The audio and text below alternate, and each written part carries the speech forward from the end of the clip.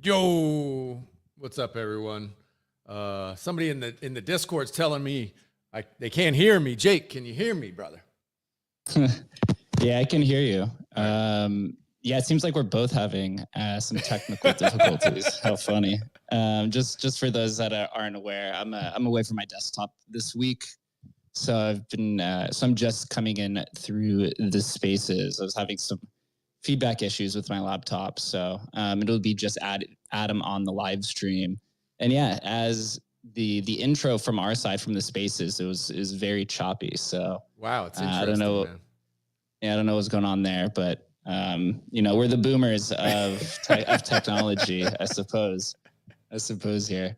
Dude, I earned my stripes doing this shit with Skype, which I tell everybody about because, if you didn't earn your stripes doing live streams through Skype, then, you're not OG. So, this is actually, it's great for me, but I wonder what that is. That is kind of strange. Maybe it's just the way, we've created that sound, maybe we need to get back with our sound engineer and up it or whatever. There might be something there that it just doesn't play right, from a technical perspective. Yeah, I think it might be the streaming software that you use to show the phone on the live stream. Could be. It could be possible, but to each their own. We're here today doing the Inscription Show. I think this is the first one we've done in 2 or 3 weeks. We've been on we've been on a major guest streak. Yeah. Makes us miss having this conversation. So Chris, also got to say what's up to you, brother. How you feeling today? Yo, what is good? Good morning. Good to see everyone. Yeah, it's been a few weeks since we've done an Inscription show. So I figured there's a ton of developments going on in the proof of work ecosystems. I see a ton of activity going on in Bells, Fractal's taking over the timeline. Things are happening. So I figured, let's chat about it. Yeah, I have a whole list of topics to go through, and actually none of them are even considering Bitcoin ordinals or runes, which I think is the first. There's actually been a lot of activity across all of the other Inscription ecosystems. So I'll start off with the first one. The first two are more macro kind of based to our industry, which I do think we should cover. The first one today, I don't know if you guys saw the MetaMask announcement. MetaMask announced today the first MasterCard debit card that enables instant spending directly from your self-custody wallet. Interesting. So they've teamed up with MasterCard and somebody called the Banks Group or Banks Group to bridge the gap between the crypto and daily wallets. I was actually listening to Farouk's show this morning, and OSF said they already had this out in Europe. So it sounds like America is just slowly finally catching up to this. Maybe it was because the credit card companies and the banks really have, monopolized the financial system. So it took a little bit longer to get this through. But, after telling you this, I don't know, Adam, if you saw this announcement, what's your first thoughts on Americans being able to spend crypto directly through their MetaMask while shopping or using anything for credit card activities? My first thought is we get fucking crushed on taxes, bro. It's literally bullshit, dude. It's like you want to do a transaction and it's like considered a crypto sale and all this kind of bullshit. As far as like, just even if you weren't trying to like minimize your taxes, just from like a transactional have to send 8,000 things to your tax accountant nightmare that it is. Like, it's such a nightmare tax wise that it just makes no sense to transact in crypto right now, right? Like that, we need that to be like cleaned up, day one. Hopefully a new administration just cleans that up from the beginning. Like the idea that I need to report every crypto transaction is just, it's fucking retarded. Right. So, I understand the need for these crypto cards, and there obviously lots has happened kind of in the past. So yeah, I'm all for it. It's just like, but we need regulations to clean this up to make it actually useful, I buy a banana and I have to, have dude. a whole to my account and be like, guys, I made a sale. Yeah, the banana costs you coin. 15 cents. The accounting costs you $4, right? It's like, dude, what are we doing here? It's so stupid.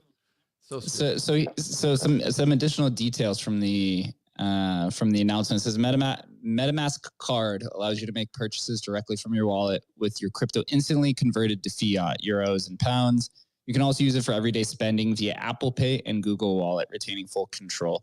My first thought here is that the Ethereum DeFi ecosystem is kind of breaking out from just these, traditional financial instruments or decentralized finance, and is kind of breaking into, the consumer applications, which is, I would say, where Solana is kind of leading right now. I guess this would be more kind of like a mainstream use. On the other side of this, right, I think this makes Ethereum even more of an import chain, as we've talked about before, right? You look at like Bitcoin, all the assets are being exported, right? Like you have WBTC, CBTC, all these other BTCs, and same with what Emblem does with the NFT side of it. And so if MetaMask, if you're able to just purchase anything, through this debit card, you can see a lot more currencies from other chains moving over, right? Like we'll talk on this a little bit later, right? About like VBells, or we could do things like VDoge, right? Or wrap to Bitcoin, all of these assets, right? Or even Solana, right? You wrap Solana and put it on Ethereum, and you could start just converting and spending Solana, but the wrapped version, since it converts instantly. So I think that is a big plus to the overall broader kind of crypto ecosystem. But also on the other side of this, something that you're not going to be taxed on is stablecoins. So this can also be very bullish for not just USDC, but USDT, for DAI, for XYZ, of these new yield-bearing stablecoins that are coming to market. Yeah, I mean, obviously the huge news yesterday was Coinbase Coinbase BTC, which they're labeled CB BTC, which I thought the best tweet of the day was like central bank BTC, which I thought was probably pretty right on. But yeah, obviously the stablecoin business, I'm specifically talking about Tether here. Tether's literally the greatest business on earth. Like, I don't know if you guys have dove into what they make and what they earn, but like with a team, I mean, I know they're expanding now their team supposedly to like 200 people, but like for the last multiple years, I've heard it's a team of like 25 to 30 people that make like billions of dollars every year. There's no business on earth that's made that kind of money. And so obviously this is Wall Street wants in this game. The big players want in this game. Coinbase obviously wants in this game because it's the most profitable business on earth. So yeah, everybody wants in. There's going to be a lot of stuff coming out. I'm sure big players are going to come out in this space because what you just mentioned, right? They will force the US government to figure out this stablecoin thing in a way that they make money, right? And so I'm sure we'll all be able to use stables to, for our MasterCards and Visas and all that sort of stuff. That will happen, and it will be seamless because there is massive aligned incentive for that to happen. Like, it will happen for sure. I remember listening to a Tether Spaces the other day. Maybe it was a podcast with the founder, and Tether has the highest average revenue per employee in the entire world. It was somewhere, I believe, around $20 million in revenue per employee. It's nuts, bro. Like, there's nothing even close. Like, it is the magic. Those guys who hit, and we've talked to like Adam Levine, who was there at the start of this, and it's really interesting story about how something that is right on the fringe of legal, very possibly not legal, very possible that they did stuff maybe that was right skirting the law at the beginning, has turned into this like completely incredible, like it's like better than the video. Like, if you could spin up a business and be like, okay, what would be the business I would do? Bro, I would have done stablecoin in 2016. Like, holy shit.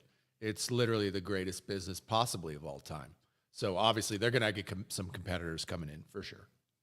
So bullish on stablecoins for the MetaMask debit card. I think it'll be interesting if you see these yield-bearing stablecoins that are implemented, through this, consumer debit card. Because imagine making yield, while purchasing groceries, right? These are kind of some of the models of what's the company that's going, the Bitcoin company that's going in the public. I forget that has rewards, shopping rewards. I forget which one it is. Fold, yep. Fold, right? So this is kind of like the on-chain version of Fold, right? So instead of Fold paying you out for rewards where you get sats back, the stablecoin here is essentially giving you yield in the background while you can use it to shop. Yeah, it's probably why everyone's hopping on the stablecoin train. Yeah, I mean, it just makes a ton of sense, right? If you can launch one that people will be more inclined to use, obviously, you're not getting any rewards from buying Tether and using Tether. If you could use the Coinbase one, right, and it gives you 1% cash back on all your purchases, obviously, those are going to win. So it's going to get fun and really competitive. I'd love to talk about what's possible with Emblem Vault with this, because obviously this is like a space that I'd be super pumped to kind of try and move into. I don't know if we want to chat on that right now. Yeah. So to end the stablecoin idea, so I believe Athena, is the top yield-bearing stablecoin right now. It's around I'm looking at it right now, 2.4% on your stablecoin APY. So you can see a lot of just general, just everyday individual just converting your stable coins to, Athena or these yield-bearing stable coins, and then you just shop with it, right? You don't even need a bank. That's literally like almost to this path of bankless that we've always wanted. But now it appears that, moving past stable coins, the synthetic version of Bitcoin or the wrapped version, right? Or the stored version or the vaulted version or the DLC version, right? There's got to be like 20 of these wrapped versions of Bitcoin coming to market. With BitGo, it's funny because you thought the funniest tweet was central bank Bitcoin. That was actually the CEO of BitGo throwing shade at Coinbase. Yeah, because, it's funny, man. Yeah, I was on a space with him last night. I think you were there too, just listening to those guys. Yeah. I mean, listening to that space yesterday, you had the guy who was hosting it was one of the creators of Wrap to Bitcoin. Then you had the BitGo CEO. You had Justin Sun on there, and they're asking all the right questions. They're concerned, right? Like, why Justin Sun? If you don't know, he's I think the largest. He has the largest they call it renegade capital. So he takes like hundreds of millions of dollars and just locks it in these different DeFi protocols. And basically siphon all the yield, and then you just take the capital and go move it and hop between all these different DeFi protocols. So that Justin Sun does that, as he's known. That's how he's became a billionaire doing it. Yep. And the concern is, hey, why do we want to, mix custody and control of this wrapped Bitcoin that has 9 billion in TVL to somebody who is, pretty controversial. You can have your own opinions, but safe to say that his aura and his brand, his personality, comes with weight.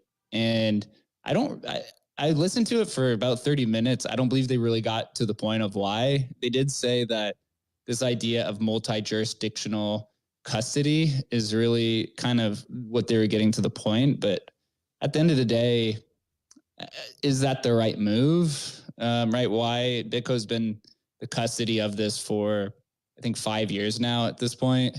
I get the idea of, wanting to move keys or wanting to, transfer custody back and forth. And maybe this, anonymizes the keys or the security aspect, which decreases the attack vector. Could increase it as well as you add more variables to it. But it appears now Coinbase, they jumped on this literally within 24 hours. Yeah. Maybe they were already developing it, and they posted CB, BTC, and then right underneath they said coming soon. So the question is then, is this good for Bitcoin, right? Will they be able to, supersede the incumbent of wrapped Bitcoin? And one more thing here, and then I'll kind of pass it off. And I'd love to hear Chris's take on this. Actually, I saw Udi yesterday posted and said that, he said the wrapped Bitcoin wars are going to be interesting, and that this would basically, decimate he put 500 EVM Bitcoin L2s. I actually thought it was the complete opposite. I actually thought that this would improve, right? Because now you're bringing more custody to ERC20s and to EVM capabilities, which is bullish for the Ethereum DeFi ecosystem and for Bitcoin, right? You just get to unlock more liquidity, because I believe that if Coinbase is doing this, they're going to bring it to Base, and then they're going to figure out some way to where you can, tokenize all the Bitcoin that they're holding, and then be able to use it on Base and in some capacity. But Chris, I'd love to hear kind of your take on this. Yeah, for sure. I would definitely side with you more on this. As, Coinbase comes online and, that huge monopoly of kind of BitGo is kind of disrupted, you're going to see everyone compete with Coinbase to the margins. So you're going to see Gemini do it. You're going to see Kraken do it. So you're going to have all of these siloed wrapped Bitcoins all over the ecosystem that I think is just going to kind of revive general DeFi and Bitcoin layer 2s quite a bit. So I think that's pretty nice. It's pretty interesting that they can really blow such a massive lead. I mean, literally having BitGo's wrapped Bitcoin was the number one in the industry. There wasn't even a second in command. And so for them to kind of blow such a massive lead, it really does kind of cause concern a little bit as to what's been going on internally. But we're going to have to wait and see that one. But pretty interesting to see them, kind of blow up basically what would be a mega multi-million-dollar revenue driver per year. Adam, what's your take? Fucking, I love crypto because it's a free market and we get to fucking battle it out, man.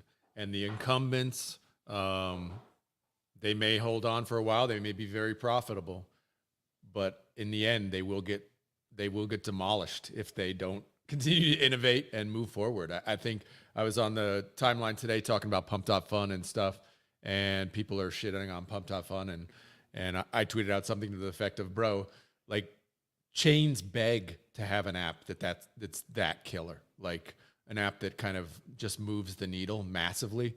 And yes, they're making more fees. It was a crazy chart. They're making more fees than literally like every blockchain on the planet. Like, it's crazy, but they will eventually get swallowed. Like, there's no way. The horde is come when you're making $1 million a day, the horde will come after you.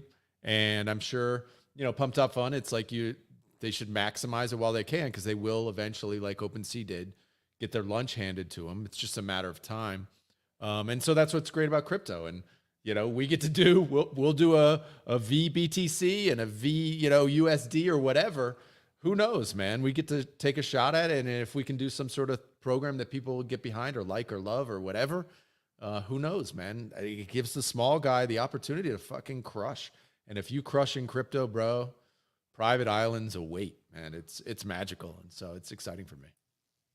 Yeah, I saw Pumped Up Funds made 36 million, that team, in the last 30 days. Crazy, in fees. Yeah, and then you had the post about look at all the other main fee revenue drivers, and like 5 of them were Telegram trading bots literally right underneath it. So everyone is really just capturing. The real winners are always the people who are providing the picks and the shovels. But regarding VBTC, right? This is something we've talked about internally for quite a long time, is the fungible token aspect of Emblem Vault, right? If you look at where Emblem kind of sits today, we have over 100 million in TVL of NFTs, which is, it's got to be somewhere close to 50x to the next closest one.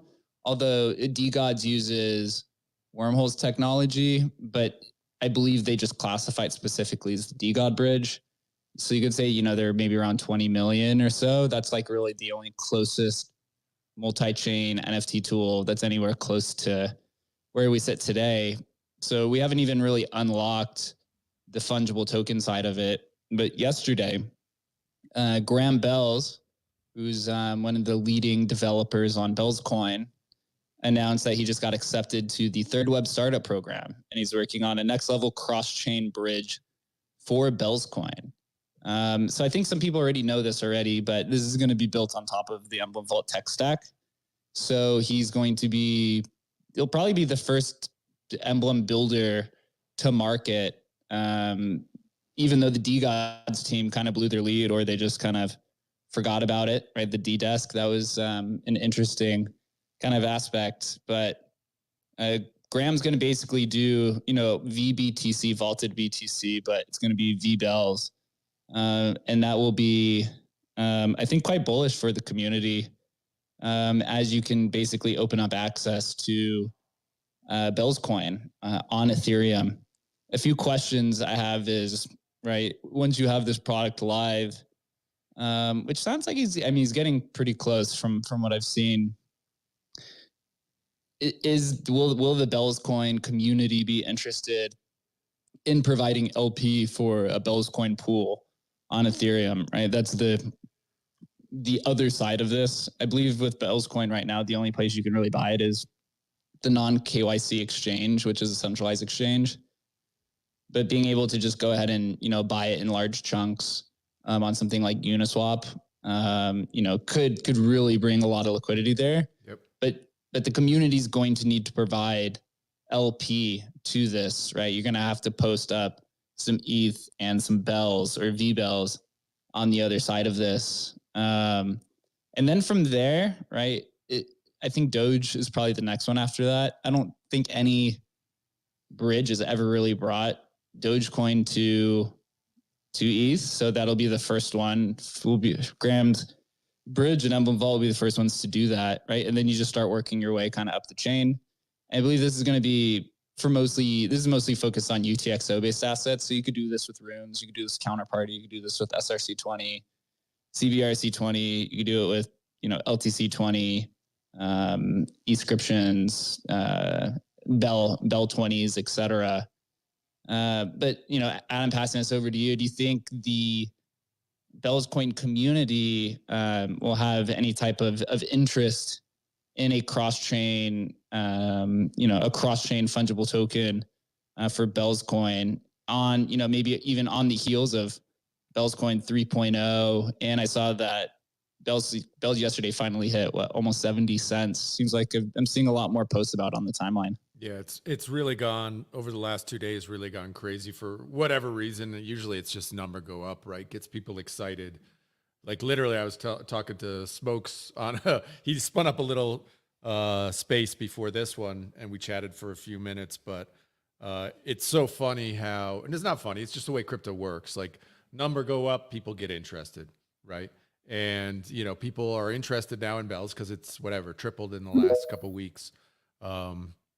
And people are actually like talking about the possibilities, what you can do. Like I got hit up by a real world asset company in the Discord, and they're like, hey, we want to do, real world assets on Bells, right?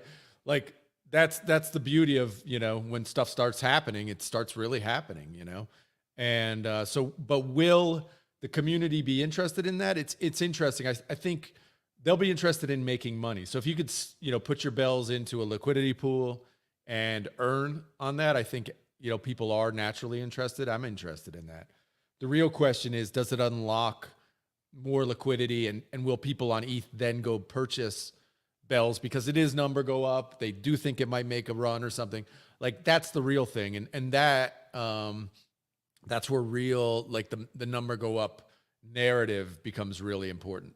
And That's what yeah, go ahead. That's what I was gonna say. Yeah. So in terms of like Dogecoin from my Dogecoin days, like they did like move over Dogecoin by wrapping it onto Binance Smart Chain at the time because Binance was ticking up and they were like, you know, maybe this will help out Dogecoin. And I mean, it did. I mean, if people buy even a little bit on of the wrapped Dogecoin, which in our case will be now the wrapped Bells coin, right? It will help, but you got to keep that balance too because there's a lot of development happening on the Bells coin chain, and you don't want to support Ethereum chain by just moving everything to Ethereum because we're not a token. At the end of the day, there is Bells coin chain, Bells chain, and a lot of development is happening with that. But it's also good for people who have Ethereum that don't want to go on exchanges to be able to, swap their Ethereum to wrap Bell's coin and have that option. And I think, like you said, a way to incentivize the liquidity pools would be to provide some sort of like interest or rewards for people that do so. So that's what usually, people do. Yeah, generally when you see, wrapped fungible tokens, they're most successful when the market cap is quite high because when you look at what has been, what fungible tokens have been wrapped, or in this case, it's vaulted, right? So if you have a vaulted, right? So if you have a vaulted Bells coin where the market cap is 50 million, it doesn't catch too much, interest because generally it's only going to be whales who are going to be able to move it over and then, borrow against it on Aave, right? Or go, put it in some sort of staking protocol. But it's really, right, the reason why CB, BTC, and all this like wrapped Bitcoin has so much interest is because there's so much value there that you can then go generate yield off of it without having to do anything else. So I don't think it's about like taking, it's not about really, trying to hinder the development on Bells. I would say right now in the early stages, it's more about exposure and just getting people to buy it. Because if you buy a little bit on ETH, right, because the liquidity pool is not going to be large to start, right? It'd be something like a beginning of a meme coin, where the liquidity is maybe $100,000 or so, but you get somebody to buy a little bit and then they become more interested. And then, as Adam said, then they go buy it on the exchange. Yeah, that's what my gut feels too. It's more just an opportunity to, to market Bells coin. That's the way I look at it. It's just easy access, easy entrance point for people who are on Ethereum and don't want to, figure out non-KYC or whatever exchange they're using, and just make an easy onboarding experience for me. But, honestly, I don't really know because at the end of the day, like I am willing to go to other chains and get stuff done. So, I don't know. People who live in that kind of world, I look at it a little bit differently. I think Emblem Vault is definitely revolutionizing in the sense that like people have more access, because sometimes when you have like, one certain crypto and, you have limited exchanges, you kind of feel like you're left out of maybe getting into tokens or other coins on other chains. So with Emblem Vault, you guys revolutionized it with NFTs and how you made them cross chain. So now if you guys, start focusing on tokens or coins too, this kind of gives access to people, especially people, in Africa who, let's say, they have limited access due to regulations, or for say, just lack of exchanges, who have maybe Solana or Ethereum, and then they can, access all these other coins, such as, Bell's coin, um, via that. So that is a positive. It is exciting. Sorry to cut you off, Adam. So Graham started working on this a few months ago for Bell's coin, and then as other communities found out that he's building this, there's now probably a list of, I could not, like 10 different tokens, everything from, Bell's coin, Doge. It's mostly focused on UTXO based assets. So all the layer ones, right? You have Bell's coin, Dogecoin, Litecoin, Bitcoin Cash, Bitcoin. We've had like multiple requests for Pepe Cash on Counterparty, right? As meme coins are exploding, a lot of people, Pepe Cash is actually the initial one for multiple teams, because it's the original kind of Pepe meme coin from Counterparty in 2016. So as Pepe and all these Pepe derivatives are exploding, some people are like, hey, if we could turn Pepe Cash to an ERC20, this could compete with Pepe, right? The token, because it's the original one. It has a large community. And then obviously you have like the runes, right? Like Dog is one that we've had a few with, some stamp for SRC20. And actually even some early 2013 and 2014 UTXO chains that kind of just have liquidity sloshing around, and they're kind of all siloed. This is something that it would be interesting for, but we're going to try to slowly get there, because this vaulted fungible token system is a little bit different from wrapping, and it's a little bit different from bridges as well. So you think of it, Graham had to build this on top of our tech stack. And so there's going to be some fun nuances to it. And then eventually the goal is to have it all completely decentralized. I don't want to give too much of the information away, but I'm just putting some alpha information out there that this is something that we believe Emblem can help also kind of revolutionize. Go ahead, Adam. Sorry. No worries. But I actually pinned Graham's tweet up top. If you guys want to go show that, read through it and show it some love. Just supporting a builder. Obviously, one of the earliest builders in Bell's coin. I mean, he was the one, if you guys aren't familiar, he was the one who basically figured out Bellscriptions, right? He was the one who was able to inscribe the first one and figure that out first. So obviously a gigabrain, and so always love supporting builders in the community. And dude, it's amazing, dude. The wave of builders and people who want to build stuff over the last week has been pretty awesome, really, in Bell's coin. And, its numbers go up. People get excited when numbers go up, because look, we've seen it with ordinals, right? Number go up, and all of a sudden, people are building new wallets. They're building all this infrastructure around it, because, there's this potential of, having the next fucking pump.fun, right? That's like what it is. Everybody recognizes if they hit a winner on the right chain at the right time, it's like, the money literally just falls from the sky. And so, it's exciting times at Bell's. I mean, yesterday was like, Adam, could you explain what Bell's coin 3.0 is and why everyone is, why there's like this renewed interest? Sure. I'll give like the high level kind of idea. And basically there are a couple ideas to it. One is that it's going to be merge mined with Litecoin.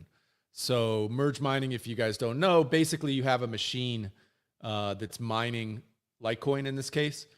Litecoin's a script miner. And what this allows us to do, basically we're upgrading the software where the mining pools, and if you're running a script miner at your house, you update to this new software. You can still mine Litecoin, but at the exact same time, you're also mining Bell's coin. Okay, right now you have to run it separately. So you have to either choose, you pick Litecoin or Bell's coin, right? In about a week or so, you're going to be able to mine both at the exact same time. So basically what you're doing is you're guessing a number, to put it simply. You're guessing a number. It guesses Litecoin and Bell's coin at the same time for that number, right? That's the simplest way of thinking about it. And then if you win a Bell's coin, you win the Bell's coin, right? You win that block and you earn the Bell's coin, or you win the Litecoin and you earn the Litecoin, right? So it allows you to mine both at the same time. So all these mining companies like Bitmain, who produces the miners, and all of the pools, they're excited about this because they can literally mine Litecoin, Dogecoin, and Bell's coin all at the same time. So it just gives them an additional revenue source, which is very attractive for miners. And it's also very attractive for mining producers, the people who, like Bitmain, who make the actual physical boxes, because all they want to do is sell more boxes, right? Well, Bitmain has a new miner coming out called the Antminer L9 or whatever, and they're hyping up Bell's coin because it's additional revenue, right? They can literally show, look, this is the Bell's coin price now. This is your additional revenue earned, each day. And so it becomes like a selling point for them. So for Bell's coin, it's this beautiful, like, aligned incentives where the miners want it, the mining producers, the people who make the boxes want it, and the community obviously wants price to go up. So there's just a lot of aligned incentives. So that's going to happen in the next week or two when we move to V3. And we've already kind of organized, the community's already organized with the mining pools and mining operators, where it's basically going to happen. We've basically been in talks with enough of these mining pools where that update that's going to take place, hopefully, knock on wood, is going to be pretty seamless. And so that's the most kind of exciting thing. And then there's a whole bunch more after that, but that's the big thing that's happening today that I think people have recognized, like, holy shit, like, this is actually happening. And, it not only is going to be really good for miners, it's going to be really good for Bell's coin, because it basically ensures that Bell's coin is going to live indefinitely at this point. Damn. So we have Grams, cross-chain, V-Bells, Bridge coming out. We have Bell's coin 3.0. Bitmain is bullish on Bell's coin. Jack, are we going to see a stable coin on Bell's coin? You bet. Absolutely. I think we're going to do Fractal first, but absolutely there will be a stable coin on and USD on Bells is definitely in play. Bro. Bullish. So, Jack, I seen you bull posting a Bell's coin recently. Would you like to give us your Bell's coin thesis as we're still on the Bell's coin topic? Yeah, my thesis, I accidentally had to become one of the largest holders of Bell coin in the world because my friend, UTXO intern, was telling me about inscriptions on Bells early on. So I was at first excited about the inscriptions. I didn't know about the supply that was going to come in. So I think spent like 20 grand or something buying Bells at like $4.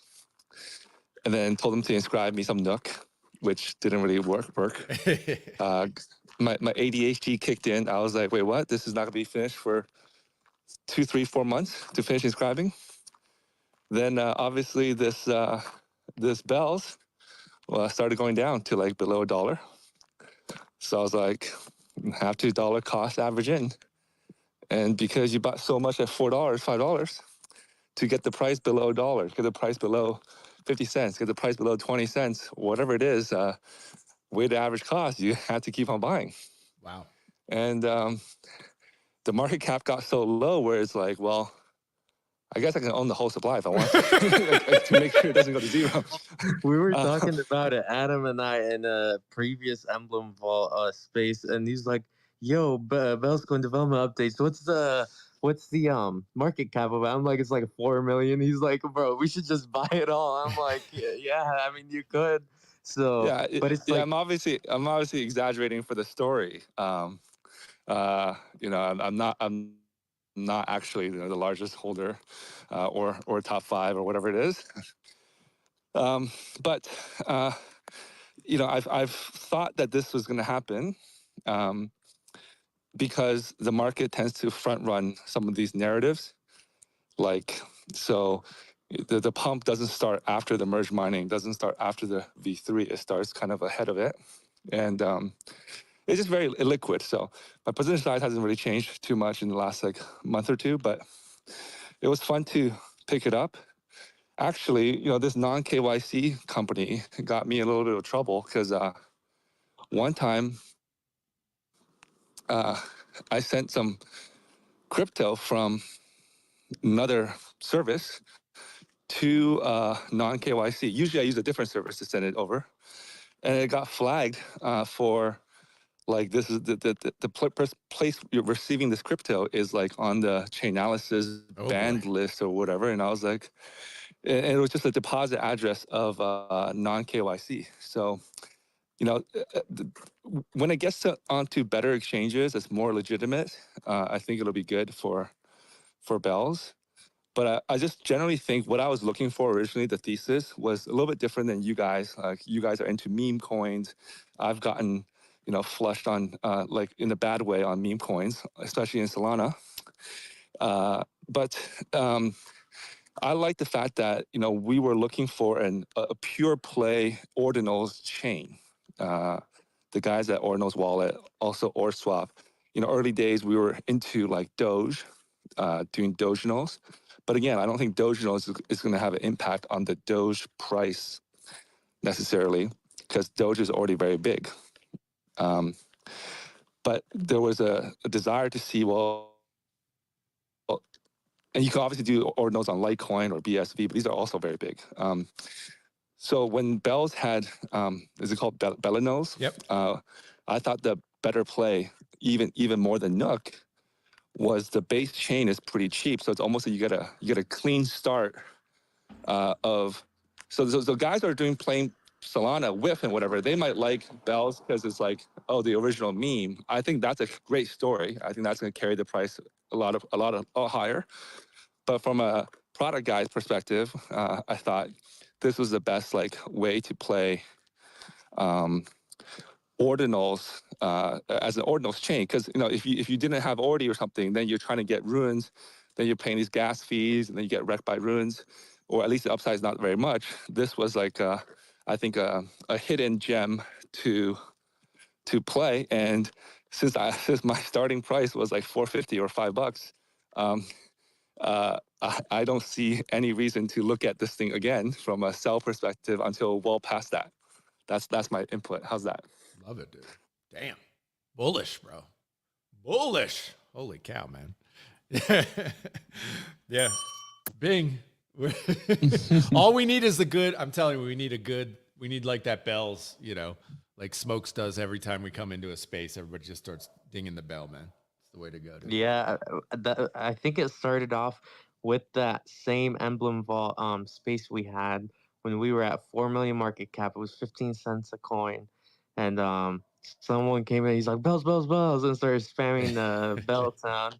So we were just gonna go into spaces and annoy the fuck out of them, like the Shiba Inu people used to back in the day. I'm telling you, that shit works, man. That shit fucking works, dude. I was gonna say also pretty quick, just seeing how all these major companies are backing up Bell's coin, there's almost that sense of FOMO, but not within retail investors, but within institutional investors too, and major companies.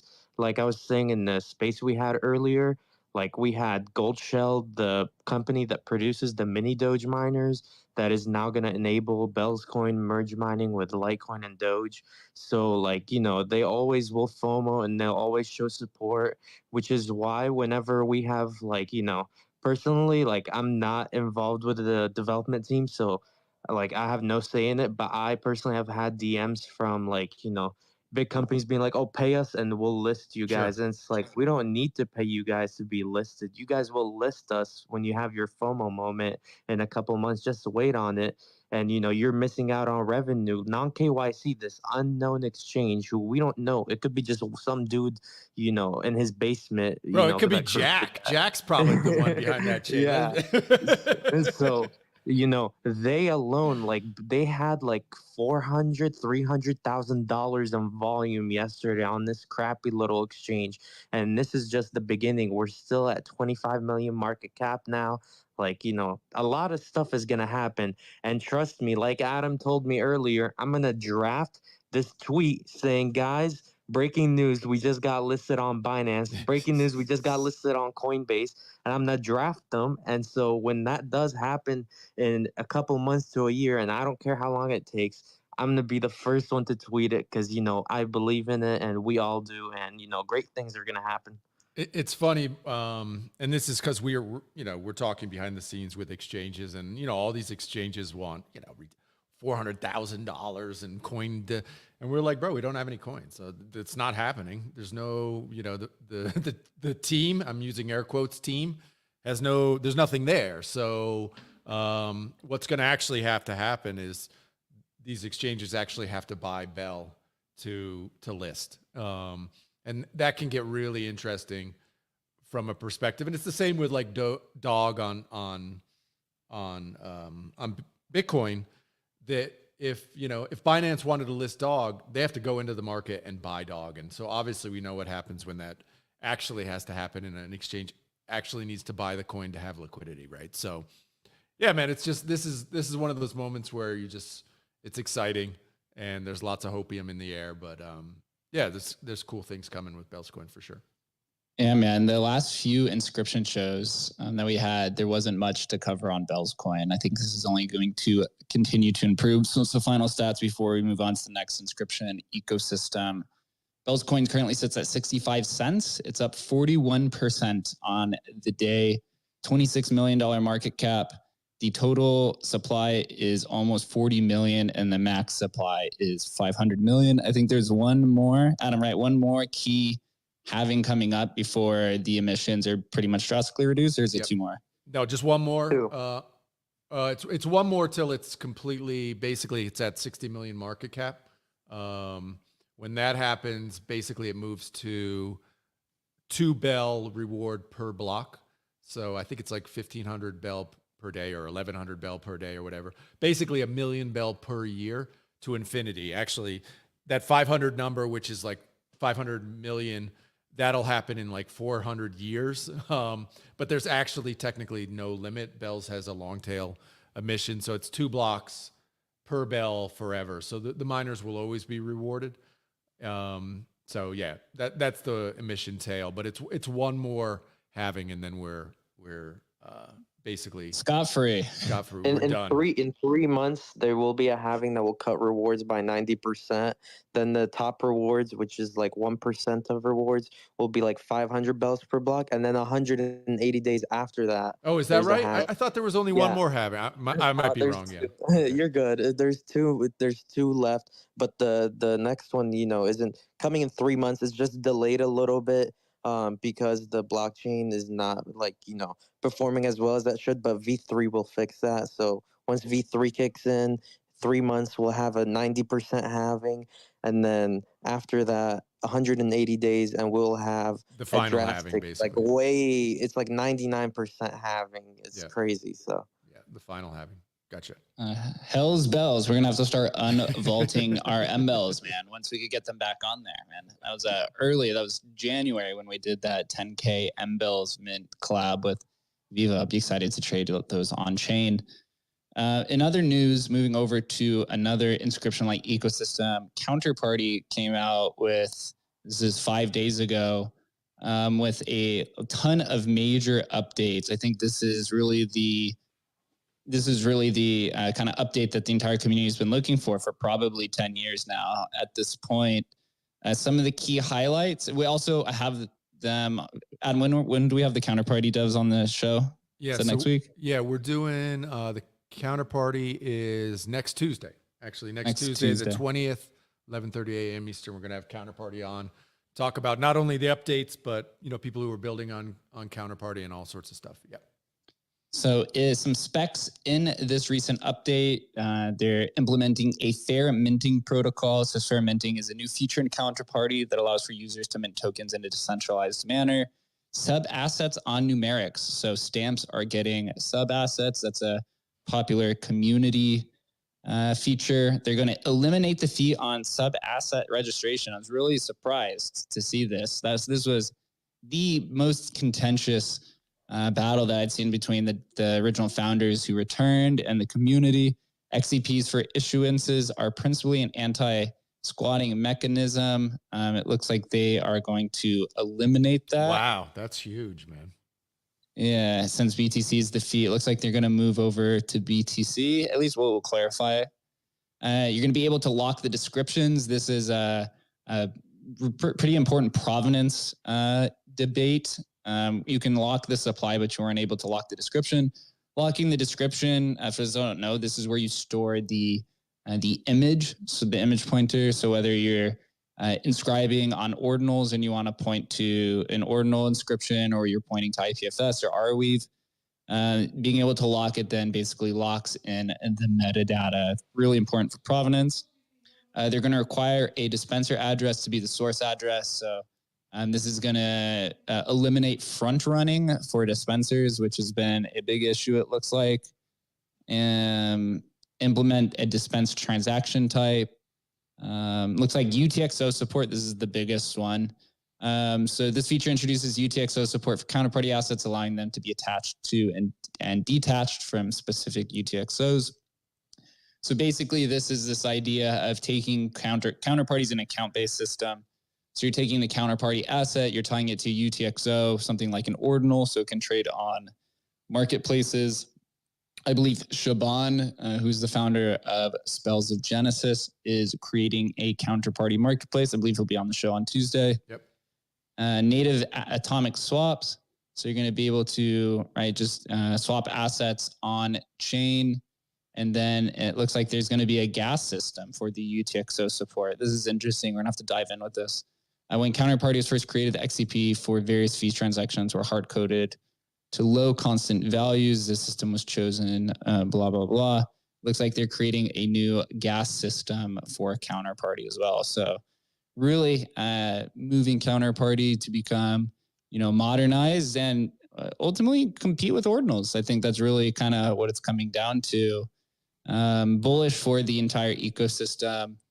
At the end of the day, though, one thing is I do think that there's a possibility still we'll run into front-running issues or sniping issues, I guess I should say, because there's going to be a PSBT, but we're going to have to follow it along. Adam, what's your take on counterparty finally trying to compete with the big dogs? Yeah, I'm excited to see. I know we talked about it on a previous show with them about kind of doing away or making XCP invisible in the background if they were going to do like gas transactions and stuff, which I think the community would support, like gas transactions that maybe go to a foundation or something like that. I think has general consensus, general support. Yeah, but just making it remove barriers, right? And so, yeah, excited to chat with them and dive into the details and figure out what's going on, because they do have an opportunity, even with like whatever we're talking about, like Pepe Cash. Like it's a really interesting, like Pepe Cash, if that could be something as a meme coin kind of moving forward and people could get behind it or something. There's some interest there. And so, yeah, don't count counterparty completely out. And I like that they're making these changes. Sounds good. Yeah, I believe so as well. It'll be excited to talk with them next week and kind of see what's going on there. I do think there will be some complexities that will probably be introduced to be determined. And then on the other side of it, I do think that it will be probably catered a little bit more towards like the DeFi aspect, I think, more than kind of the art aspect of it. One of the things that I was trying to have this conversation with Mike about, right? If you're attaching a one counterparty asset to one UTXO, Pepe Cash is almost 100 billion tokens, right? So that's going to be a little bit tough to trade on chain if it's one UTXO per one rare Pepe or Pepe Cash. Yep. Unless maybe they solved this. That's kind of like one of my bigger questions. So you could say be great for higher end assets, right? If you want to list a Nakamoto card, you could go list it for, I think it's around half a Bitcoin. That's what they're going for right now. Yep. But again, right, you still run into the sniping issue in the mempool.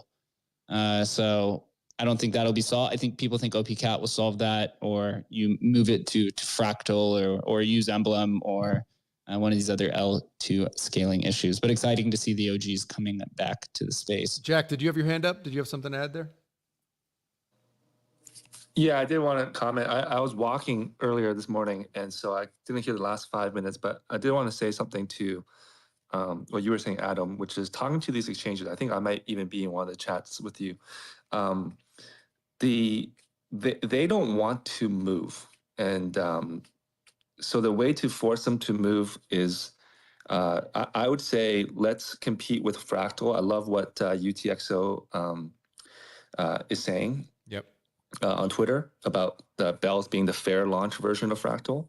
60-second block times versus 30-second block times doesn't really matter. And so I think bells needs to get a very fast move on OpCat. I think some people want to see what happens after OpCat. I kind of have a feeling of what protocol will come out that leverages OpCat. I think Scrypt has been Scrypt official here as a friend of mine, and he shared with me some of his vision for the OpCat protocol. And so I think if Bells adds that very rapidly and just keeps on making these like technological improvements, then there will be users who actually need to buy Bells somewhere to use apps and things on chain. And those people, when they go hit up exchanges, is going to kind of force exchanges to list. I also wanted to say, just on the how big this can go perspective, like if you were an early Doge person, obviously like people laugh at you if you sold in 2014, 2015, like, but you've had every chance to sell, right? And so can Doge come back? Yes. But like you already had Elon Musk repping you. Who else is going to rep you beyond Elon Musk? Like, so your community has had a huge turnover, in my opinion, for Doge. Like the original holders who are like, you guys remember back in the day, like the bobsled teams? Yeah. That were like NASCAR teams. Yep. Right. Those guys are gone. I mean, that community, there might be still some diamond hand people, but like those guys are gone. So now will the new people who hold Doge that are mostly like, I don't want to say the term, but like retail exit liquidity from 2021, are they really going to try and take Doge to brand new heights? Whereas if you look at who is currently in Bells, and I wanted to say a kudos to Jake, like these guys were very early on ordinals, they're very early bridging ETH NFTs to ordinals. And they're very smart, similar to like, no offense, maybe Emblem's doing really well right now, but I know that like initially we had a bit of a debate about whether this stuff was going to trade on OpenSea, which would mean the Emblem vaulting idea would have a lot more sustainability. And I was on the side of trading it natively. I think Orswap made the first PSBT. So, but then I similarly got disrupted by Unisat, who did a much better platform. I think Ordinal's wallet, much better platform, OKX, and also Magic Eden. Yeah. So guys like this who are early, but maybe their business is not as sustainable in the traditional like cookie cutter way, I follow what they're doing. So when I saw Jake tweeting about Bells, I was like, okay, I think this can make it back to $4. Like, so that means this current community are filled with builders. They're not filled with hype people like retail. They're not even filled with institutions. It's like early visionaries and builders. So given a market cap of the current $24-25 million, I think the stuff that people are going to be motivated to build, like, are you really that motivated to build on Fractal if you didn't get on the VC round? I think it's going to start with a very, very high valuation. It could start over $1 billion on the first day it launches. Oh, wow. Are you that, right? Yeah. So this is going to be the cheapest place to take some of the things that, so I think it's like an opposite trade, right? On the big chains, you want to own the little stuff, like the inscriptions, like you want to own Dogi and whatever, and you want to own like Ordi and Dog and stuff within the big chains. But then on the small chains, you want to own the base asset, and there's no smaller chain that you can build on that's a UTXO set than Bell. So that's going to be the case even at 100 million market cap. That's going to be the case at 200 million market cap. And by then, like, even if at some point it looks kind of expensive because it's got the same market cap as like Litecoin, whatever it is, like it's got $1 billion market cap. Well, by then you've brought people gains, you've brought users on, you've got use cases on this ecosystem that no one's gonna be that passionate about adding like Lightinals as much on Litecoin. So the narrative can just keep on running, and eventually you'll get less geeky and less builder, and this will get into that Bells is like a meme story. Because right now you say Bells is the original meme, it's like, well, why is it not $1 billion already? There's something wrong. There's something false about this, you know? Yeah. But that story post $1 billion can carry you to 10 billion easily. Bro, is what I think about it. Holy shit. I mean, damn, bro. That is like, bro, did somebody clip that to fucking send that out? That is the most bullish 1 minute on Bell's coin I fucking have ever heard. Holy fuck, man. Damn. I mean, I haven't even, trust me, I haven't thought that deep about it. But that is some bullish shit now. right It might be because of that speech. We just touched 70 cents, man. It might be from the speech. there. Jake, are you bullish enough, right? Do you have enough Bell's exposure, Jake? I probably don't have enough that I should have, but dude, it's inscribed. It spent so much inscribing all like tons of Nook and all these NFTs and stuff, but I need to get more of the base asset. I've just been focused on working, helping Graham build this Bell's bridge. It's been interesting. There are a ton of developers. This is a conversation that we had in the early days of Bell. So I guess it's still kind of the early days. Is, you know, how will it differentiate itself from Dogecoin and Doginals? Doginals is kind of going through this issue where it just lacks builders, and it's caused, you know, it's really caused it's somewhat of like a pause, or it's caused, you know, an impact on a lot of the values of the assets, because there's, you know, maybe 5 builders kind of in the space. Maybe there's a little bit more. Right, Bell's Coin, you have this fair launch, right? And I think Adam Hot Sauce and Luke did a good job making sure, or ensuring that it was free and fair. You've done a good job with, you know, upgrading the system. There's wallets. And now with 3.0 and the chain's actually functional, we're hearing, right, we have, sorry about that. You know, now that the chain will be functional here soon, we have a cross-chain bridge. You said some RWA companies have shown interest. You have the OPNet guys that we're going to have on the show next week want to build on Bells, right? Jax can talk about, you know, doing a stable coin. So this already sounds, right, like there's going to be more developer activity than Doginals has at a much smaller market cap. So I think Jack is completely right that, you know, kind of building this foundation of a proof of work chain in the very beginning of having heavy developer activity, and then as it becomes larger, start pushing the meme narrative that way, is probably the right way to go. Because Doge's kind of went the opposite, where it was, you know, retail and hype and memes all the way up. And now that it's become a little bit bloated, around $20 billion market cap, it's really having issues attracting developers, which maybe is just because the chain itself has its own issues, right? Or people just don't want to build on it, and they'd rather just go build on Bitcoin. So it's really taking the opposite funnel here. Very interesting point by Jack there, which I hadn't really thought about, which is like, oh, if I'm going to build something on Bells, right? Why not just buy, I'll just buy a bunch of Bells at whatever it was, a $5 million, $8 million market cap. That way I own kind of whatever you would think of like underlying infrastructure, right? The base token. And then if I build something and it's successful, you know, I not only benefit from that, but I benefit from the base token going up as well. So a good entry point. Really interesting just hearing that strategy. I hadn't thought of that. Very cool. Yeah, it's a strategy I've really had to hone in on, because, you know, I lost or swap within 3 or 4 months. And it's like on a monthly prorated like fee rate, it looks like a lot. Right. But, you know, people are very excited about all the fees you can make when the ecosystem gets much bigger. But by then, you might have lost.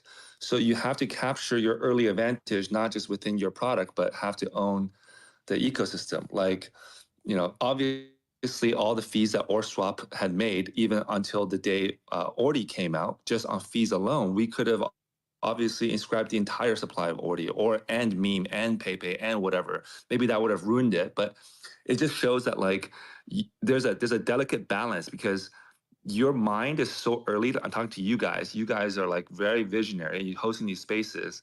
Like you hosting a space on BTC, even Donald Trump hosting a live presentation about BTC doesn't do anything. Like you can have RFK talking about buying 4 million BTC. The price went from 70K to 55K. But your influence right now on the Bells ecosystem is substantially, maybe multiple like 100x's bigger than Donald Trump's influence on Bitcoin. That's what you guys gotta understand. Yeah. So it's not about shilling your bag. It's just like, if this is a decentralized ecosystem, you want to have a piece of the ecosystem. So there's two equities now. I mean, there used to be just you get paid cash. Then Silicon Valley and American capitalism came up with the idea of giving people equity, right? So sharing the upside. Well, crypto, you gotta have cash, you gotta have equity or something, or tokens in your product. But you then have to also have the base tokens of this whole like Web3 or whatever blockchain thing. And you got to think very carefully about like where you want to build. Like, for example, you just use simple math, right? Of course, a stable coin should be very big. But even Nakamoto Dollar on BTC right now is only got $3 or $4 million of TVL. So how is it going to have even $1 million of TVL on Doge today? It's not. So if I do it on Bells, it's going to have like what, 200K of TVL, 100K, 50K. So I'm clearly not going to make the money from the yield or the interest on stables of a 50K stable coin on Bells, but or on Doge, because it'd be like 500K on Doge. Both are insignificant. But a validation that we are building on Bells would potentially send the market cap from 20 million maybe to 25 million. I'm not going to say it's going to do a huge deal, but maybe 50, but I don't know what it is. But this is how you have to, like, in my opinion, like think about it. Yeah. Yeah. So It's great stuff, man. Awesome. Yep. I can't wait for boons on a Bells coin. that's why I tried to get in Bells early, but I didn't know $4 was. Yeah, I didn't. Yeah, that's why I tried to get Bells early. I was trying to play my strategy. I didn't even bother looking at the supply issuance curve, and then only after I bought into at $4, I realized, oh, what's going on here? Well, using my massive influence over Bells, which is greater than Trump's influence over Bitcoin, sell everything, guys. This is bullshit. It's a scam. Sell it all, and then let's get it back to 15 cents where we can all buy in again, because that was fun. There we go. Sounds good. Boy. And by the way, no one can say this spaces is getting exit liquidity, because Bells has hit $1 twice before in the summer. Oh, so right. It's like, why weren't we doing spaces like back then? You know? Well, we were. We have been, yeah. Oh, We've been doing it since it launched. It's just there wasn't much to talk about because the chain was pretty non-functional. This is why we did a 10K. We called it Mbells. There's a 10K PFP collection on Bells coin, but we had to do it through vaults. And it sold out pretty quickly. 10,000 sold out in 6 hours. But we had to do it through Emblem because the chain literally was just non-functional. It was like one transaction going through every hour, something like that. It was quite bad. But once Emblem or Bells 3.0 is live, we can start unvaulting those and bringing those back finally, right? Those are just some of the kind of early days there, but it'll be exciting to see on Bells. This will be kind of the final point here. If the NFT side takes off, right? Or if it's the DeFi that finds more interest, or is it gaming, right? Because Bells coin was modeled after Animal Crossing. And we've talked about this a lot with a lot of the Dogecoin projects, or Dogenals, have kind of a gaming focus because it's low transaction fees. So that'd be something I'm interested in. I think it'll be NFTs and gaming. My guess that would be really cool, and good for the narrative. Where are people trading Nooks, for example, right now? Is this still Ordinal's wallet, or has people moved on to something else? No one's even trading it. I don't think anybody's trading it because Ordinal Wallet basically stopped functioning a little while ago, or barely functions. So I think that'll be upgraded. They were kind of waiting for V3 to be fully implemented to upgrade their system to V3, and then they'll be back. You can do it on Nintendo.io as well. We'll have a marketplace, but again, it's early days, and I don't think so. Basically, there's no trading really of? Yeah, so you'll be once V3 becomes mainnet, then the marketplace on Nintendo will be released. And to be honest with you, I like the UI on Nintendo more, a little bit personally.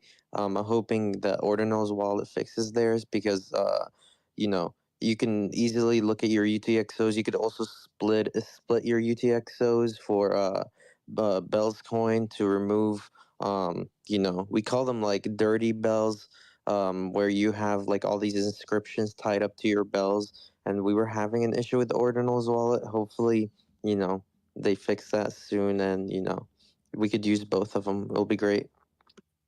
They fix that soon, and Yeah, going to be an exciting time, to say the least, over the next, few years. A few other notes here before. Jack, you're like breaking up. A few notes here before we do wrap up. I got a few points, a few other ecosystems. Also, about 20 minutes ago, the U.S. government sent another 10,000 Bitcoin to Coinbase from the Silk Road. It looks like they're trying to sell it all before Trump takes office. So crazy, man. So crazy. Unfortunately, right? They sold 30,000, I think, already. Another 10,000. Moving on to Bell's, I don't know, little brother, big brother. I don't know which frame of reference it is, but the Dogecoin ecosystem is seeing a little bit of building activity. There's a company called the Maestro, just launched a Dunes API. Dunes had a lot of issues. I did actually etched a few Dunes. It was almost impossible to figure it out. It was really annoying. So this company called Go Maestro, they call themselves the first multi-chain dApp developer platform specialized for UTXO-based assets. And they know Bitcoin, Cardano, and Dogecoin. I'll have to add Bell's coin and Litecoin in there at some point. Dude, UTXO assets are in. That's why we've been hosting this Inscription Show for, almost a year now at this point? Yeah. Maybe a little bit over. So an API for Dunes is coming. What this means is that marketplaces, inscription services, DeFi platforms can plug into this and then build something for Dunes. WIWW wallet is launching a Dogenals NFT marketplace on Leica, which is the layer 2. The Dogenal or the Dogecoin layer 2, WIWW evolves to keep pace with Doge through its layer 2, providing a user-centric marketplace to facilitate mint and exchange of NFTs on this new layer. Diving into Leica, I don't think it's really got that much attention. I still haven't got my tokens. That was a pre-sale like 6 months ago. Wait, they've done like 2 rounds now, haven't they? I thought that was supposed to be like. Yeah, and I still have not gotten anything. So I don't know. They haven't launched this yet. So I don't know if they're just going to scam me or what the case is here. But their stats here. It says that they've been live, let's see, a little over 2 weeks now. The mainnet has been launched.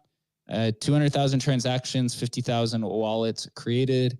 I personally tried to set up a wallet on the L2 and I bridged over 0.01 ETH and it just like never showed up in my wallet. So I was like, I'm just gonna come back to this later. Wow.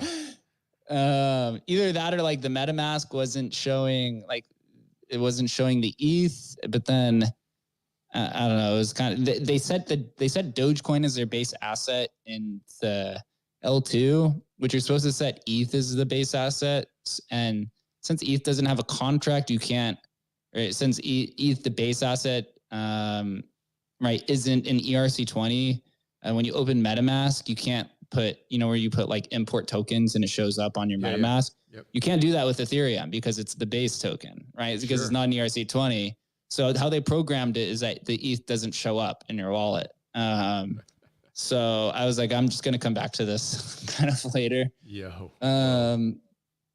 So, we'll see, That's honestly, it's not a great sign, bro. Cause I mean, like, dude, if you can't figure it out, that means nobody is figuring it out. You know what I mean? That's pretty bearish, man.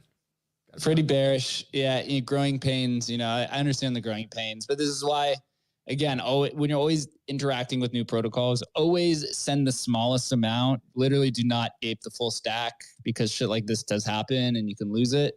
So always practice proper proper security. I've learned the hard way a few times over my 8 years, and so I got to make sure that. But yeah, we'll see. It seems, I mean, 50,000 wallets, so something looks like they figured something out there, but not as hot of a traction. Again, my whole thesis was if I was going to build a Dogecoin layer 2, I'd make you burn Doge to mint the underlying token because Doge is an infinite supply. Yeah. Final Inscription ecosystem. It looks like ETHscriptions. We haven't talked about ETHscriptions in months at this point. Yeah. It looks like they're alpha testing their V2 ETHscription or V2 Facet. Facet's kind of this like hub that's built on top of ETHscriptions, which is also built by the ETHscription team. Yep. It's honestly kind of like Unisat, how Unisat just basically commoditized all of BRC20. The developers of Inscription built Facet because they realized there was minimal activity on Inscriptions, so they basically have to build it and show you kind of what it can do.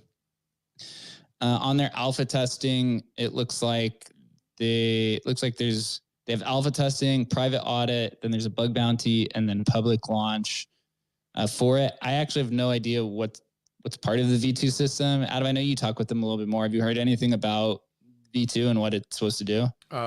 Honestly, haven't really seen much on the timeline, and like anything, it's just really hard to get people excited if there isn't, some sort of number go up technology built into it, right? And obviously Inscriptions popped because we could, you could inscribe something for 20 cents or 10 cents or whatever it was and turn around and flip it, right? And yeah, I'll have to dive in more maybe this weekend, see what's going on in Inscriptions land and Facet land. It's promising, but and I've talked to them before and we've talked about it on the show here. If they can't create a way to generate excitement, it's going to be really tough. I mean, it's the same as any L2, basically. Mm-hmm. When you think about how Inscriptions works, I think it's better than most L2s, more connected, more closely related to Ethereum. But, if they can't get traction, they have a real tough challenge there. I'm pulling for them, though.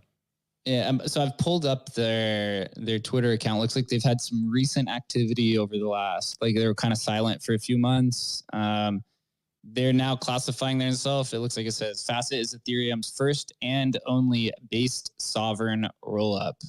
So transactions sequenced by the L1 validator, no L1 smart contracts, no privileged keys, state derived deterministically from L1 transaction history. So it looks like they are now leaning into this more competitive L2 scaling kind of mechanism. And then it looks like they are also creating a new token for Facet that's called, where is this here? The FCT. So it looks like they're building a gas system. It's called Facet Computational Token or something like that. Interesting. That was something I recommended to them because it does, again, that leans into this idea of how do you create excitement, around something and also how do you finance what you're trying to do. And so it's interesting. After party, do you have some more info to give us?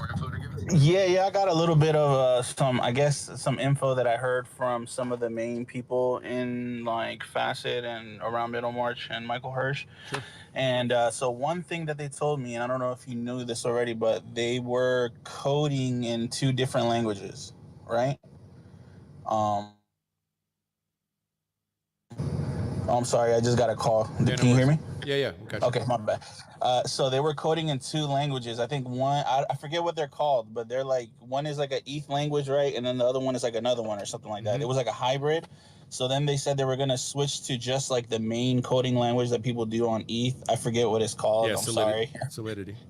There you go. So they're going straight to just Solidity. Gotcha. And then also another thing is that I hear that they have contracted some sort of 6-figure auditing firm for whatever reason. I don't know what that does, but they're auditing, I think, Facet and Inscriptions. I'm not sure exactly, but I know that's happening right now too. to carry on this V2 that they're doing right now. Oh, great. So I'm not really sure what, I'm not really like super deep into the tech stuff of things, you know what I mean? I'm just a novice person that likes to collect art and likes to like do on-chain stuff, Yep. I was like the first MF per to be on Emblem Vault to vault mine, and it's still there. I'm not gonna remove it, you know what I mean? I love seeing it on OpenSea. It was super easy to do, by the way. But yeah, they're doing those things, so I'm not sure if it's bullish or not. You guys would know more than me, but that's just some of the things that I've heard that's going on. Great. Yeah, update, I hung out with them in Denver at ETH Denver, and literally had like a 2-hour conversation with them. And I think we've had this conversation on the show before, but Inscriptions face the same issue that Doginals does. Bells will probably face this at some point here in the future, and Litecoin, and even Solana does as well. When you have these like very low transaction fees, it makes it really hard to kind of build momentum, because any value that's accrued is instantly sold, because it can be instantly sold. So you have to kind of create something new and novel that really builds a devout community around it, right? Like Solana, they found out, took a few years to figure it out, but they figured out, right, that meme coins is a thing. And so then all the applications started being built around kind of meme coins. Litecoin, right, and like Litecoin ordinals, there was nothing really, there was no developers who wanted to build something new, right? But it seems like now they might start leaning into Emweb, which is kind of this like private layer, right? And then with Doginals, they're kind of still trying to figure out what's the thing that's going to build this community and get people to hold kind of past that initial beginning. It looks like Inscriptions, they're going to go towards this. It looks like the narrative is now we're a better L2, right? Because we're not an L2, and because we're more decentralized. And that was a conversation that we had with both of the founders on this show before. I think Adam's also talked with them about it as well. Yeah, it's interesting, and I mean it's funny they're going to be issuing a token, because I think one of the advantages that they were leaning into previously was that you didn't need a token, right? And you just need Ethereum, you just need ETH as the gas fee and all this sort of stuff. So it is interesting that they're leaning into that, which isn't necessarily negative. I thought it was actually a good idea to just drive adoption and create that kind of, number go up flywheel, which creates interest and all this other stuff. So, but yeah, it's challenging. Look, like every L2, every L1 has this same challenge, right? But especially to your point, Jake, about these low fees, MF PERS was a perfect example. It's awesome, really cool, basically free mint, but free mints basically, in most experience, run to zero almost immediately when you can sell them for more than zero, right? And so, yeah, it's a challenge that not only, Inscriptions is facing, but, any kind of better, faster, stronger, cheaper chain faces. The same idea. How do you create value on these blockchains? So, dude, it's so hard, man. And especially like, I'm not, MFPers are CCO, just like, all the other stuff on Inscriptions.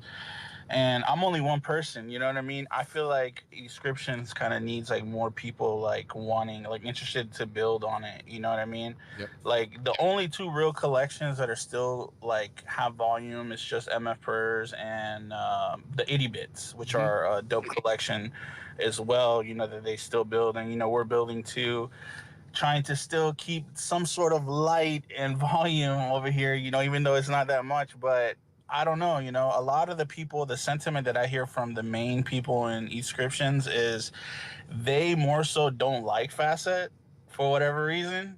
And they're like, kind of like, we should focus our efforts on just talking about the Inscription side. Yeah. But I also understand that Michael Hirsch and Middlemarch, did all of this pretty much for free. You know what I mean?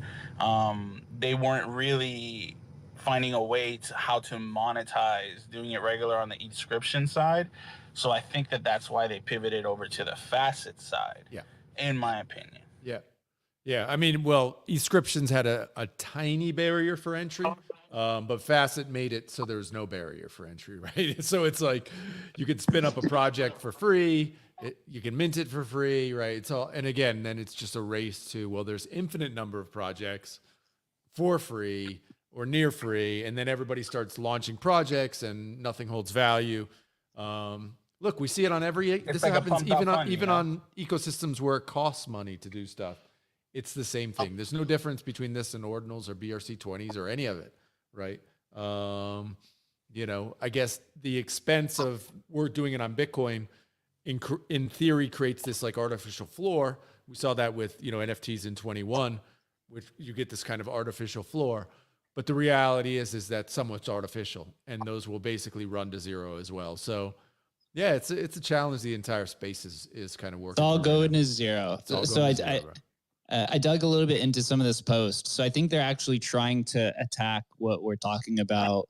So it says that the Facet Compute token is Facet's native gas token. And then it goes on to say that gas payments are an essential part of blockchain's network operations, playing a crucial role in preventing network spam attacks by requiring users to pay gas for transactions. Facet ensures computational resources are used efficiently, and goes on with a few other explanations. So it looks like they're very aware, and this is something that they're trying to take on here. Yep. So good to hear. One final note here. I just want to give a little bit of an Emblem update. Since we launched Emblem Markets 6 weeks ago, we've seen over 300 ETH in trading volume, predominantly from Rare Pepe, and Spells of Genesis has really started picking up attention again. So, you know, we're saying 600K in about 6 weeks, whereas, you know, basically you couldn't really trade these, or, you know, it was a fragmented market. We did successfully migrate all of our name coin collections, which was about 1,000 assets across 5 different collections. Over the weekend, we did migrate Bitcoins, which is a 2018 counterparty collection, and we're going to continue moving on. For those that aren't aware, what migration is our Emblem V1 collection. So if you type in Emblem Vault Legacy on OpenSea, you'll see that the collection was deployed in 2020. It has about a little over 50,000 ETH in trading volume. And we basically decided July of last year that we had to basically migrate 50,000 assets to 40 different collections. It took us really about a year to really kind of figure this out, assess the situation, and start migrating. And I do believe we have now finally figured this out, and we're beginning to really pick up gears here and migrate all the assets over. Some of our largest collections that we're migrating is Megapont's Megapunks is like 7,000 assets, so about 70% of the entire collection. We have about 4,000 Bitcoin punks in vaults. Rare Pepe is our largest collection with about 25,000 vaults, which also accounts for like 70 million of our TVL. And then you have Spells of Genesis is really popular as well. We will be migrating Saratobi and a lot of these other counterparty collections. Once migration is done here, you could go ahead and you'll be able to trade all of the collections, at least be able to view all of them in one nice spot on emblem.markets. Afterwards, then we're going to be working on our L2 framework to deploy on a bunch of L2s who've approached us about, you know, bringing your Bitcoin assets to these different L2s. And then we have something called OP 900,000, which are going to be launching later this year, which is a multi-year campaign that involves us deploying on Bitcoin, us deploying on Solana, deploying on all the L2s, all the chains, right? We could bring all the assets to Bellscoin, bring all types, we could bring CryptoPunks to Bitcoin, et cetera, so that we will launch also alongside a points program. That's the first time I've ever announced that publicly. Outside of our town halls, and it'll be a multi-year campaign. So stay tuned for that. It's going to be very, very exciting. We've been working very hard on all of it. Cross-chain is the future. We'll wrap it up here. Adam, any final notes? Bullish. Bullish. Emblem-ish, I guess. Bells-ish, right? For those that don't know, Adam, myself, and Chris, who are on stage, we work at Emblem Vault, the leading cross-chain tool, NFT tool in the industry. We host a show Tuesday through Thursday at 11:30 a.m. Eastern time. tomorrow, our featured guest is Charlie Spears. We're going to go and talk about Blockspace Media and his venture, right? I guess his return into media. I found out he used to be a radio host in his early days. So he's returning to media and he's covering everything at Bitcoin. So we're going to talk about this new venture. And then next week, we also have a loaded week with Counterparty devs. I believe we have the OpNet guys on next week. And we're going to do a Namecoin space to celebrate the completion of the migration. Please give the Emblem account a follow if you're new to Emblem Vault so you could stay in tune and up to date with everything that we're doing. If you're interested in any type of cross-chain solutions, if you have a problem, please just, you can message me, Chris, or Adam, or the Emblem account, and we can help bring your blockchain protocol or collection to whatever chain that you want, and we can solve it there. We're going to wrap it up. Everyone, please enjoy the rest of your Wednesday, and we'll be back here tomorrow at 11:30 a.m. Eastern Time. Until then, be safe out there, and see you soon.